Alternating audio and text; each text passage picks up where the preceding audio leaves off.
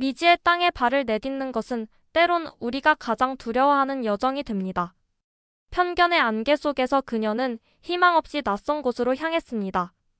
딸의 마지막 소원을 들어주기 위한 의무감으로 시작된 여행이었지만 어둠 속에서도 빛은 예상치 못한 곳에서 찾아옵니다. 과학적 확신만을 믿던 그녀의 눈에 비친 세상은 차갑고 메마르게만 보였지만 때로는 보이지 않는 것들이 가장 선명하게 마음에 새겨지기도 합니다. 어쩌면 진정한 치유는 의학 교과서가 아닌 편견의 벽을 허무는 순간에 시작되는 것인지도 모릅니다. 점점 좁아지는 시야 속에서도 오히려 더 넓은 세상을 발견하게 될 줄 누가 알았을까요? 그 이야기를 지금 시작합니다. 한국에 가고 싶은 마음이 전혀 없었어요. 정말 조금도요. 아픈 딸 조세핀과 그렇게 먼 나라까지 여행한다는 생각은 끔찍하게 느껴졌어요. 소아신경학 전문의로서 저는 과학적으로 증명된 것만 믿었거든요. 제 생각에 한국은 그저 첨단 기술만 있고 정이 없는 메마른 곳일 뿐이었어요. 그곳 병원들은 기계처럼 차갑고 사무적일 거라고 단정지었죠. 그날 아침 식사 중에 조세핀이 처음 한국을 언급했을 때 저는 토스트를 먹다가 거의 목이 막힐 뻔했어요. 엄마, 내 눈이 더 나빠지기 전에 한국에 가보고 싶어요. BTS가 사는 곳도 보고 한강에 비치는 노을도 내 눈에 담아두고 싶어요. 겨우 9살이었지만 딸의 말이 가슴을 찌르듯 아프게 다가왔어요. 아이의 시력은 매달 나빠지고 있었거든요. 영국과 프랑스의 의사들은 모두 같은 말을 했죠. 언젠가 딸은 시력을 완전히 잃게 될 거라고요. 누구도 할 수 있는 일이 없었습니다. 남편 다니엘이 식탁 너머로 저를 말없이 바라봤어요. 그는 말하지 않아도 됐어요. 그가 무슨 생각을 하는지 알고 있었죠. 이것들이 우리 딸이 마지막으로 선명하게 볼 수 있는 것들이라면 어떻게 거절할 수 있겠어요? 그날 밤 조세핀이 잠든 후 저는 거실에 앉아 의학 논문들을 들여다봤습니다. 딸의 부탁을 생각하니 눈앞의 글자들이 흐릿하게 춤추는 것 같았어요. 두려웠어요. 한국 자체가 무서운 게 아니라 제가 아무것도 할 수 없는 상황에서 조세핀의 세상이 점점 어두워지는 걸 지켜봐야 한다는 사실이 두려웠습니다. 딸의 방을 지나가다 안을 살며시 들여다봤어요. 아이는 편안하게 자고 있었지만 침대 옆 탁자에는 한국어 카드와 한국어 단어들을 꼼꼼히 적어놓은 작은 노트가 놓여 있었습니다. 그 옆에는 인터넷에서 프린트한 한강 사진도 있었어요. 그 소박한 물건들을 보니 가슴이 아릿하게 조여왔습니다. 수년 동안 저는 눈과 뇌를 연구해왔어요. 논문도 발표했고 다른 의사들에게 존경도 받고 있었죠. 하지만 제 딸 앞에서는 완전히 무력했어요. 제 모든 지식으로도 아이의 눈을 고칠 수 없었습니다. 다음 날 아침 마침내 결정을 내렸어요. 다음 주 화요일에 서울로 떠나자. 3주 동안 관광만 할 거야. 조세핀의 얼굴이 진단받은 이후 처음으로 환하게 빛났어요. 아이는 벌떡 일어나 저를 꽉 안았습니다. 고마워요, 고마워요, 정말 고마워요. 딸을 안고 있는데 흥분으로 아이의 심장이 토끼처럼 빠르게 뛰는 것이 느껴졌어요. 다니엘은 이 결정이 저에게 얼마나 힘든지 알고 제 어깨를 따뜻하게 감싸 안아줬습니다. 저는 항상 모든 것을 통제하고 확실한 것만 믿는 사람이었어요. 이 여행은 미지의 세계로 발을 내딛는 것을 의미했습니다. 그 주에 저는 짐을 싸면서 이건 그저 휴가일 뿐이라고 스스로에게 되뇌었어요. 조세핀이 시력을 잃기 전에 추억을 만들어줄 기회일 뿐이라고 말이죠. 아무것도 정말 바뀌지 않을 거라고 생각했습니다. 몇 군데 구경하고 사진도 찍고 그리고 집으로 돌아올 거라고요. 하지만 마음 깊은 곳에서는 더 큰 일이 일어나려 한다는 걸 느꼈어요. 조세핀의 옷을 깨고 특별한 안경을 챙기면서 제가 무언가 중요한 것을 놓치고 있는 건 아닐까 생각했습니다. 아마도 딸의 상태를 이해하는 데는 의학 서적 이상의 것이 필요한지도 모르겠다는 생각이 들었어요. 집에서의 마지막 밤, 저는 창가에 서서 맨체스터에 내리는 비를 멍하니 바라봤습니다. 내일이면 우리는 제가 거의 아무것도 모르는 나라로 세계를 가로질러 날아갈 거예요. 저는 항상 모든 답을 가지고 있던 의사였지만 이제는 아무 답도 없었습니다. 한국, 그 말이 어떤 느낌인지 시험해보듯 혼자 속삭였어요. 우리에게 뭘 보여줄까? 그때는 몰랐어요. 내가 그토록 잘못 판단했던 한국이 우리에게 어떤 선물을 가져다 줄지, 이 여행이 단순히 딸의 시력만이 아니라 제 시야까지, 제 편견까지 모두 바꿔놓을 거라는 사실을요. 비행기가 인천공항에 살짝 흔들리며 착륙했어요. 16시간의 지루한 비행 끝에 드디어 도착한 거죠. 솔직히 저는 이 여행에 별 기대도 없었어요. 아시아 국가에 대한 막연한 편견이 있었거든요. 옆을 보니 조세핀이 작은 창문에 얼굴을 바짝 대고 있었어요. 눈은 신기함으로 반짝이고 있었죠. 엄마, 우리 정말 여기 왔어요. 정말로 한국에 왔어요. 조세핀이 작은 목소리로 속삭이고 있었어요. 딸의 설렘과 달리 저는 의무감으로 온 여행이었죠. 공항은 저를 생각보다 훨씬 당황스럽게 했어요. 제가 상상했던 것보다 현대적이고 깨끗했거든요. 여러 언어로 된 안내판도 있었고 모든 것이 체계적으로 정리되어 있었어요. 가장 뜻밖이었던 건 곳곳에서 친절하게 도움을 주는 사람들이었어요. 조세핀이 계단에서 망설이는 모습을 보이면 누군가 바로 다가와 부드럽게 안내해주고 있었거든요. 그저 효율적이기만 할 거라고 생각했는데 이렇게 따뜻하고 세심할 줄은 몰랐어요. 인정하기 싫었지만 첫인상은 의외로 좋았죠. 도착장에서 한 젊은 여성이 우리에게 다가왔어요. 부드러운 웨이브가 있는 긴 검은 머리에 눈까지 미소 짓는 따뜻한 표정을 짓고 있었죠. 마틴 씨? 저는 유은서라고 해요. 국제환자센터에서 보낸 통역사예요. 순간 몸이 경직되는 걸 느꼈어요. 또 뭔가를 팔려고 하나? 하는 의심이 들었죠. 전 의료 도움을 요청한 적이 없었거든요. 우린 그냥 관광객일 뿐 환자가 아니었어요. 냉담한 목소리로 그렇게 말했는데도 그녀의 진심 어린 미소는 흔들림 없이 유지되고 있었어요. 물론이죠. 하지만 서울은 처음 방문하시는 분들에게 조금 복잡할 수 있어요. 저는 단지 조세핀 양의 한국 경험이 특별하고 편안할 수 있도록 도와드리려고 왔을 뿐이에요. 그녀의 진심 어린 친절함에 내심 당황스러웠어요. 왜 이렇게 친절한 거지? 뭔가 숨겨진 의도가 있는 건 아닐까? 한국은 사무적이고 형식적일 거라 생각했는데 제 기대와 전혀 달랐거든요. 은서 씨가 우리를 호텔로 안내하는 동안 저는 일부러 짧게만 대답하며 거리를 두고 있었어요. 하지만 창밖으로 보이는 서울의 모습은 생각보다 인상적이었어요. 호텔은 멀리 북한산이 보이는 높은 건물이었는데 속으로는 전망이 정말 아름답네라고 느끼고 있었죠. 다음 날 아침 우린 서울대학교 병원을 방문했어요. 전 그저 짧은 예의상 방문만 계획했을 뿐이었어요. 솔직히 별 기대 없이 갔죠. 아마 시설이 다소 뒤처져 있을 거라 생각했거든요. 그런데 병원 로비에 들어서자 깜짝 놀랐어요. 로비가 마치 고급 호텔처럼 밝고 쾌적했거든요. 커다란 유리창으로 따스한 햇빛이 쏟아져 들어오고 있었죠. 제가 상상했던 것처럼 딱딱하거나 냉랭한 분위기가 전혀 아니었어요. 이렇게 현대적인 시설을 기대하지 않았다는 게 조금 부끄러웠죠. 안과에서 박지훈 박사가 우리를 맞이했어요. 키가 크고 선이 뚜렷한 얼굴에 검은 테 안경 너머로 지적인 눈빛을 가지고 있었죠. 전 유럽의 첨단 치료법에 대한 설명을 준비했어요. 솔직히 말하자면 제가 좀 가르쳐주러 온 느낌이었거든요. 그런데 그는 예상치 못한 질문으로 저를 놀라게 했어요. 조세핀의 완전한 의료 기록을 직접 검토해도 될까요? 때로는 새로운 시각이 다른 패턴을 발견할 수 있거든요. 그의 차분한 자신감에 처음에는 짜증도 났지만 동시에 호기심도 생겼어요. 한국 의사가 무슨 새로운 걸 알 수 있을까? 하는 생각도 들었지만 왠지 그의 진지한 전문성이 느껴졌죠. 추가 검사를 제안했을 때 의심이 있었지만 동의하고 있는 자신을 발견했어요. 한국 의사에게 내 딸의 치료를 맡긴다는 게 처음에는 낯설었지만 묘하게 믿음이 가고 있었거든요. 조세핀이 검사받는 동안 은서 씨는 그녀를 병원 옥상 정원으로 데려갔어요. 병원에 이런 치유 공간이 있다는 것도 놀라웠죠.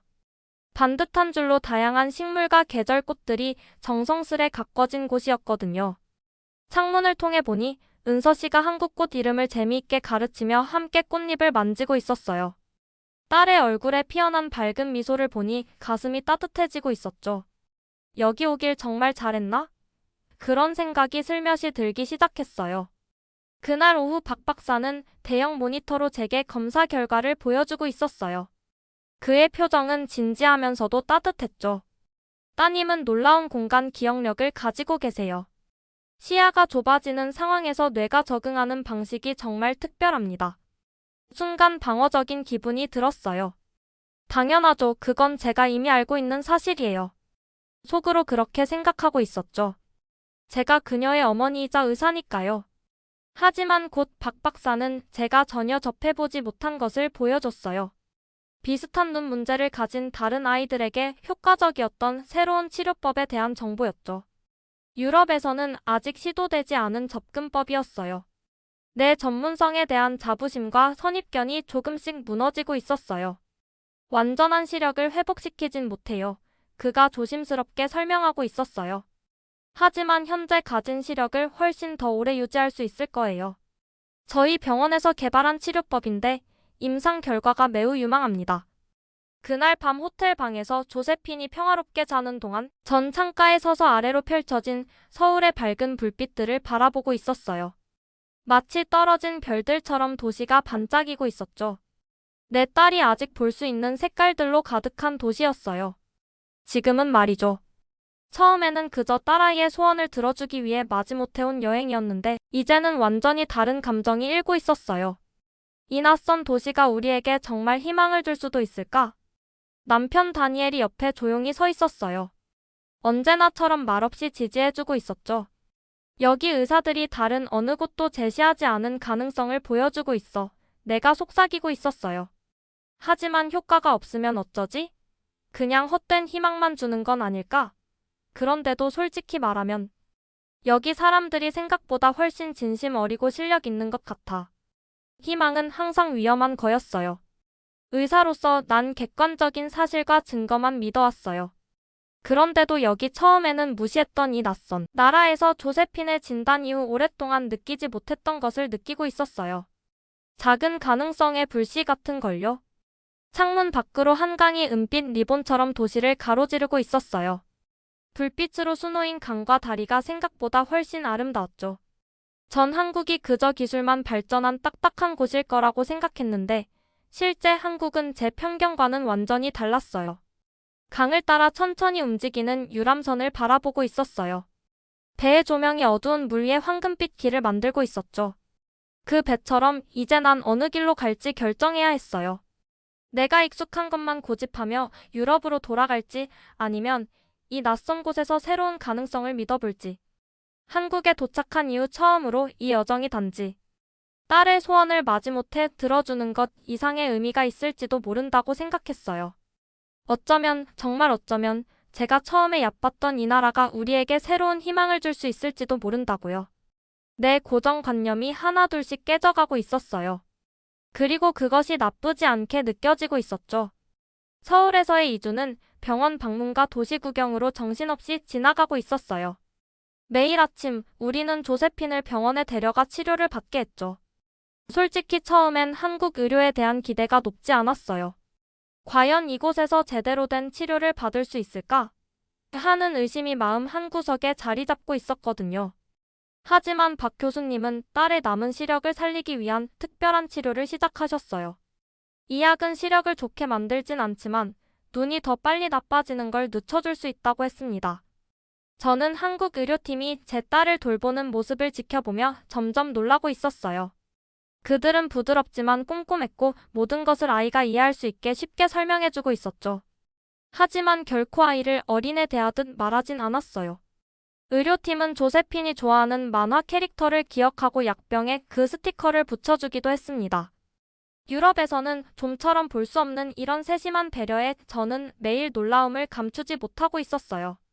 오후에는 은서가 우리를 서울 곳곳으로 데려갔죠. 처음에는 마지못해 따라 나섰어요. 솔직히 아시아 국가에 대한 편견이 있었거든요. 굳이 이렇게까지 서울을 돌아볼 필요가 있을까? 싶었죠. 하지만 서서히 제가 얼마나 잘못된 선입견을 가지고 있었는지 깨닫게 만드는 것들이 눈에 들어오기 시작했습니다. 지하철에서 조세핀이 잘 보이지 않는 계단 앞에서 망설이고 있을 때 영무원이 바로 나타나 도와주었어요. 그들은 요청을 기다리거나 도움을 큰일처럼 만들지 않았죠. 식당에서는 우리가 부탁하기도 전에 글자가 큰 특별 메뉴를 가져다 주었고요. 사람들은 붐비는 곳에서도 불평 없이 우리에게 자리를 내어주고 있었습니다. 왜 모두가 이렇게 자연스럽게 도와주는 거지? 어느 날 공원에 앉아 조세핀이 새에게 먹이를 주는 모습을 보며 은서에게 물었어요. 외국인이라서 특별 대우하는 건 아니에요. 은서가 미소를 지으며 설명했죠. 우리는 각 사람이 필요한 것을 알아차릴 때 공동체가 강해진다고 생각하거든요. 이 말이 계속 제 머릿속을 맴돌고 있었어요. 맨체스터에서는 조세핀을 위한 편의시설을 요청하려면 자주 싸워야 했죠. 매번 서류를 준비하고 설득해야 했어요.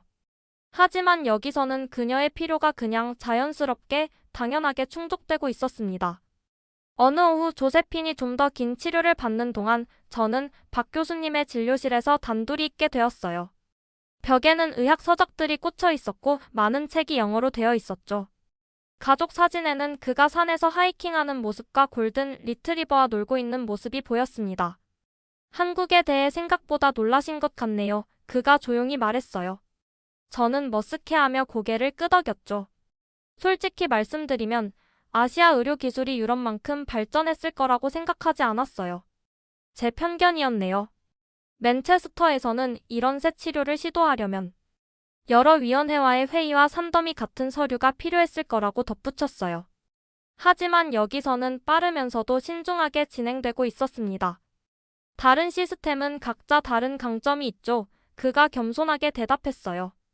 우리 시스템은 빠르지만 자체적인 문제도 있어요. 그의 솔직함에 제 오만했던 생각이 부끄러워졌어요. 그는 더 이상 유럽의학 교육과 경쟁하는 사람이 아니라 가치 있는 통찰력을 가진 동료로 보이기 시작했습니다. 가장 큰 시험은 일주일 후 조세핀의 첫 치료 결과가 나왔을 때였어요. 몇몇 눈 세포는 안정되었지만 다른 것들은 여전히 악화되고 있었죠. 박 교수님이 혹시 좋은 소식만 포장해서 전할까 걱정하며 실망을 준비하고 있었어요. 유럽의 많은 의사들이 그렇게 하곤 했거든요. 하지만 그는 사실을 있는 그대로 명확하게 설명하며 눈 스캔 결과를 차분히 보여주었습니다. 이건 진전이면서도 후퇴예요. 그가 솔직하게 말했죠. 다음 단계를 함께 결정해야 합니다. 그날 저녁 다니엘이 조세핀을 데리고 아이스크림을 먹으러 간 사이 저는 한강을 따라 혼자 걷고 있었어요. 물에는 도시의 불빛이 거울처럼 반사되어 서울의 스카이라인이 2배로 밝게 빛나고 있었죠. 조깅하는 사람들과 자전거 타는 사람들이 지나가고 가족들은 담요 위에 앉아 늦은 피크닉을 즐기고 있었습니다. 저는 박 교수님이 의사결정과 불확실성을 모두 공유하려는 모습에 깊은 인상을 받고 있었어요. 제 경력에서 저는 종종 모든 답을 가지고 있어야 한다고 느꼈죠. 불확실성을 인정하는 것은 서양 의학에서는 종종 실패처럼 여겨졌어요. 하지만 그가 의학의 한계를 인정하면서도 자신감 있게 일하는 모습을 보는 것은 저에게 중요한 교훈을 주고 있었습니다.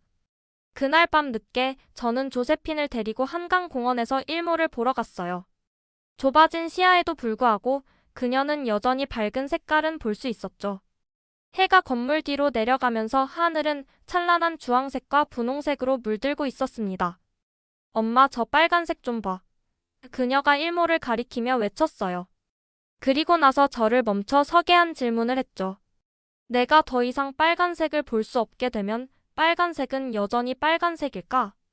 그녀의 질문이 파도처럼 저를 덮쳤어요.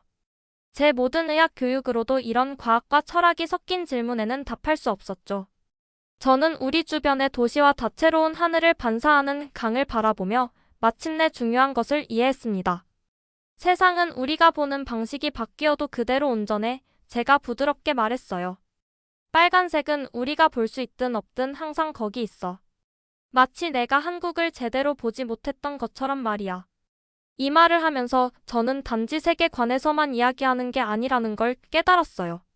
저는 이곳에 오기 전까지 제가 보지 못했던 모든 것들에 대해 말하고 있었죠. 제가 서구적 편견으로 무시했던 따뜻함과 공동체 의식. 제가 인식하지 못했던 방식으로 존재하는 배려와 지혜. 그날 밤 호텔 방에서 저는 조세핀이 평화롭게 자는 모습을 지켜보고 있었어요. 그녀의 진단 이후 처음으로 저는 거의 잊고 있었던 무언가를 느꼈습니다. 희망이요. 기적적인 치료법에 대한 거짓 희망이 아니라 어둠을 혼자서가 아니라 함께 마주하고 있다는 것을 알 때 오는 진정한 희망이었죠. 창 밖으로 처음엔 낯설고 이해하기 어렵기만 했던 서울이 이제는 따뜻하게 빛나고 있었어요. 제가 알지도 못한 채 무시했던 이 도시는 이제 우리 두 사람을 위한 새로운 길을 밝히고 있었습니다. 서울에서의 마지막 주가 너무 빨리 다가오고 있었어요. 3주라는 시간이 마치 평생 같기도 하고 눈 깜짝할 사이에 지나간 것 같기도 했죠. 조세핀의 치료는 완벽한 시력을 되찾게 해주진 못했지만 정말 중요한 일을 해냈어요. 바로 그녀의 눈이 더 빨리 나빠지는 걸 막아준 거였죠. 박 선생님과 의료진은 우리가 맨체스터로 돌아간 후에도 계속 따를 수 있는 맞춤형 치료 계획도 세워주셨어요. 월요일 아침 박 선생님은 영국에 있는 제 병원 동료들과 화상 통화를 마련해 주셨어요. 솔직히 처음엔 한국 의료기술이 서양보다 뒤처질 거라고 생각했는데 박 선생님이 전혀 거만함 없이 조세핀의 치료법을 설명하는 모습을 보며 정말 놀라고 있었어요. 박 선생님은 오히려 우리 병원 치료의 방법에 대해서도 관심 있게 질문하며 존중하는 태도를 보이고 계셨죠. 이런 모습은 제가 미처 갖지 못했던 열린 마음으로 서로의 의학을 연결하고 있었어요. 그때 저는 제가 얼마나 많이 변했는지 깨달았어요. 한국에 처음 왔을 때 저는 한국의 의료 수준이 유럽보다 당연히 떨어질 거야 라는 편견을 가지고 있었거든요. 하지만 이제는 동서양의 다른 접근법들이 서로 보완하며 더 나은 결과를 만들어낼 수 있다는 걸 직접 경험하게 됐어요. 서울에서의 마지막 날, 은서는 우리를 남산타워로 데려갔어요. 산 위에 솟은 높은 타워에서는 도시 전체를 내려다볼 수 있었죠. 꼭대기로 올라가는 엘리베이터를 타니 제 속이 간질간질했지만 그 경치는 정말 그만한 가치가 있었어요. 서울이 우리 발 아래로 거대한 살아있는 지도처럼 펼쳐져 있었거든요. 한강과 북한산, 빌딩들과 녹지가 모두 조화롭게 어우러져 있었죠. 조세핀은 전망대 망원경에 얼굴을 바짝 대고 우리의 삶을 바꿔놓은 이 도시의 전경을 눈에 담고 있었어요. 박 선생님이 특별히 맞춰준 안경 덕분에 그녀는 더 선명하게 볼 수 있었죠.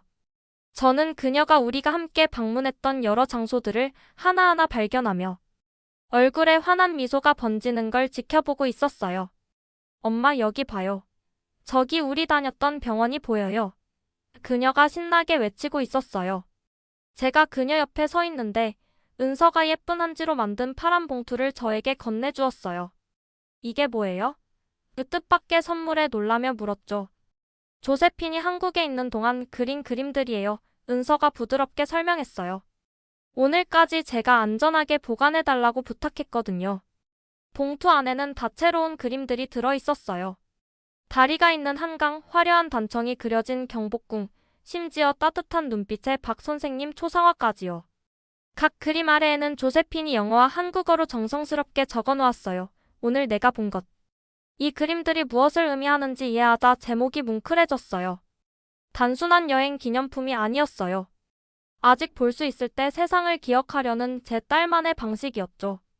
그리고 제가 처음에 오해했던 한국이라는 나라가 그녀에게 이런 소중한 시각적 기억을 만들 기회를 선물해준 거였어요. 그날 저녁 호텔로 돌아와서 우리는 집으로 돌아갈 준비를 하고 있었어요.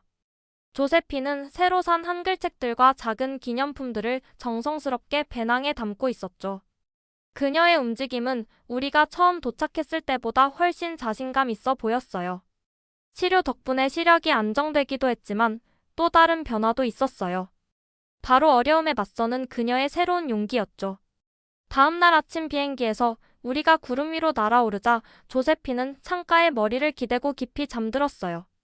다니엘은 그녀 옆에서 졸고 있었는데 잠든 상태에서도 여전히 그녀의 손을 꼭 잡고 있었죠. 저는 노트북을 꺼내 글을 쓰기 시작했어요. 그 글은 처음에 계획했던 한국 의료에 대한 비판적 분석이 아니었어요. 대신 이렇게 제목을 붙였죠. 다르게 보기 한 신경과 의사가 눈 너머의 세상을 배우다. 저는 병원의 틀을 넘어 일상에까지 이어지는 따뜻한 돌봄에 대해 적고 있었어요. 한국에서 경험한 정이 담긴 효율성이 제가 예상했던 차갑고 딱딱한 시스템과는 전혀 달랐다는 것에 대해서요.